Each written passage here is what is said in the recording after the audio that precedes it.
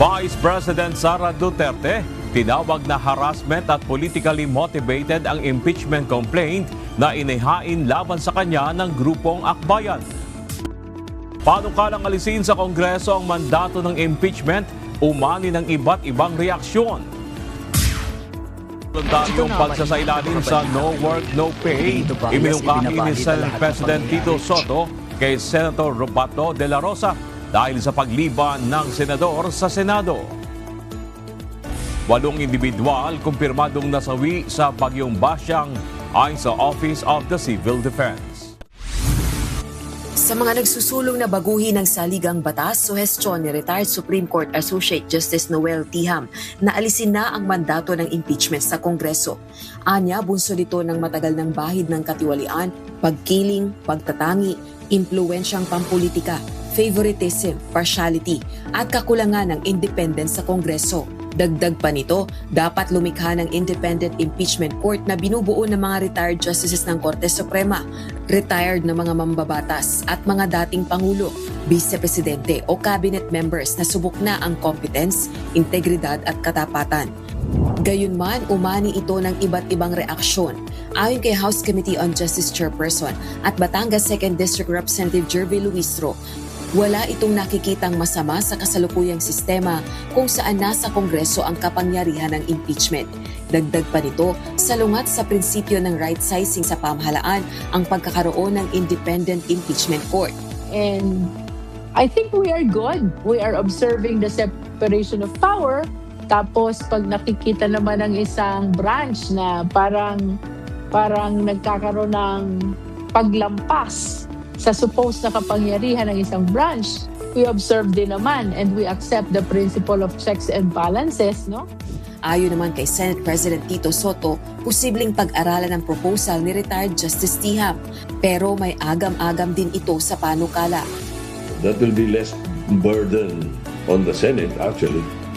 Pwede pag-aralan yun. Except na ang nakikita ko lang na hump diyan sa suggestion na yan, puro appointed yan. Personal nang naghahanda si Senate President Vicente Soto III sa posibleng impeachment complaint laban kay Vice President Sara Duterte sa House of Representatives. Batay sa panuntunan, kapag umakyat ang naturang kaso sa Senado, tatayo si Soto hindi lang bilang Senator Judge kundi isa ring presiding officer. Habang sa impeachment proceedings sa Pangulo ay Chief Justice ng Korte Suprema ang tatayong presiding officer at magiging miyembro ng Korte ang Senate President. Gayunman, maging presiding officer man o hindi, dapat anyang maging handa para rito. The Senate is always ready. Kasi part of our job yun eh. Kasama sa rules namin yan. Meron din kaming approved rules of impeachment dati. Personal na sinagot ni Vice President Sara Duterte ang panibagong impeachment complaint na inihaing laban sa kanya.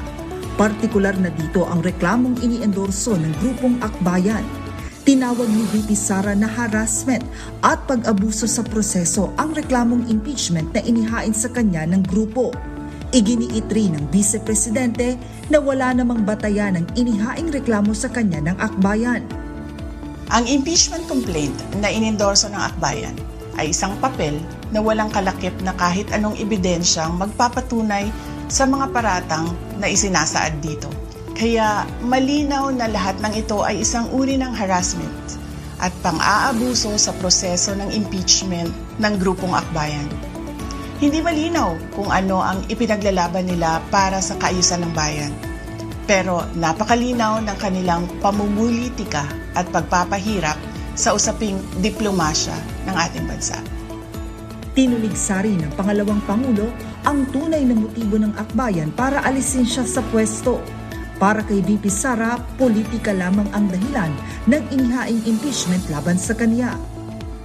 Mga kababayan, walang kredibilidad ang Akbayan upang mag-endorso o magsumite ng impeachment complaint.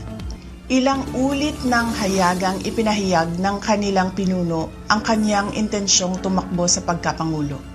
Isang malinaw na indikasyon ng pampolitikang motibo sa likod ng kanilang mga hakbang. Iminungkahi ni Senate President Vicente Soto III na voluntaryong sumailalim si Senador Ronald Bato de la Rosa sa No Work No Pay Scheme. Bunso dito ng mahigit 3 buwan ng pagliban ni Senator Bato sa Senado sa gitna ng umano'y arrest warrant niya mula sa International Criminal Court o ICC.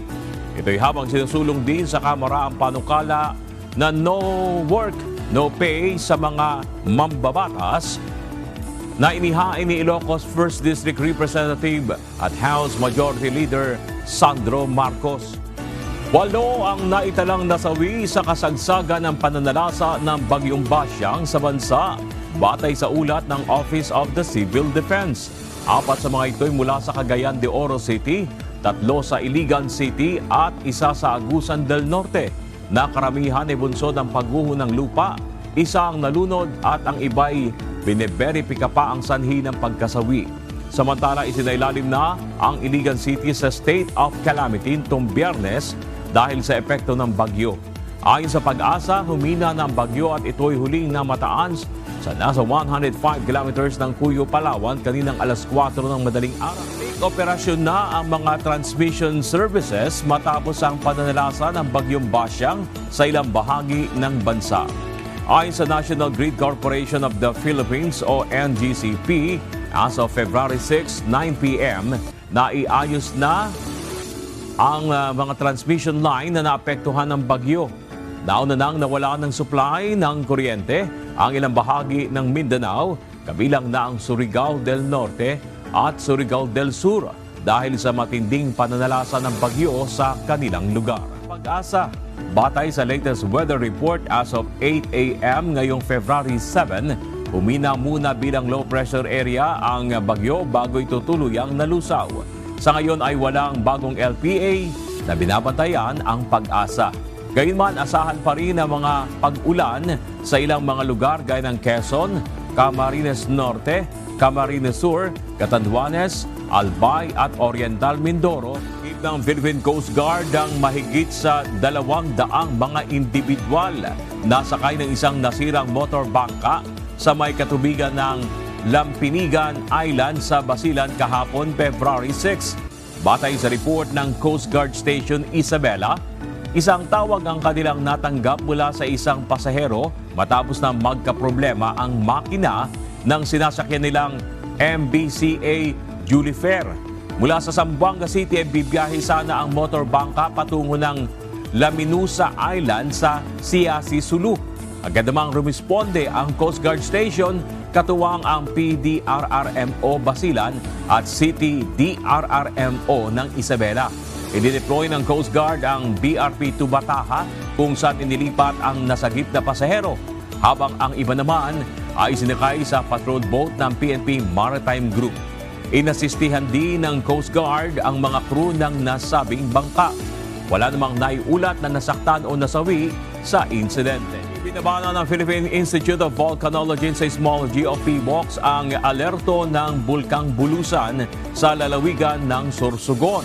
Ayon sa PBOX, mula sa Alert Level 1 ay ibinabana sa Alert Level 0 ang estado ng Mount Bulusan dahil sa pagbaba ng aktibidad nito. Sa mga motorista, panibagong oil price hike ang nagbabadyang ipatupad ng mga kumpanya na langis sa susunod na linggo. Batay sa inisyal na pagtaya ng oil industry players, maaaring tumaas ng 80 centimos hanggang piso ang kada litro ng diesel, habang nasa 40 hanggang 60 centavos naman ang inasahang magiging dagdag sa presyo ng gasolina. Vice President Sara Duterte sinampahan na ng 2 impeachment complaint sa Kamara. Complainants na nindigang nasunod ang 1-year bar rule. So we're following the Supreme Court decision. We're following the Constitution and the rules. Bahagi ng EDSA North Avenue pansamantala nang isinara para sa konstruksyon ng MRT-7. Kaso ng pagpatay sa babaeng pulis at anak nito, case closed na ayon sa DILG. Asawang pulis, hindi ligtas sa kaso. Mataas na buwis, airport fees at limited runways, kabilang sa mga dahilan ng mahal na domestic airfare ayon sa Air Carriers Association of the Philippines.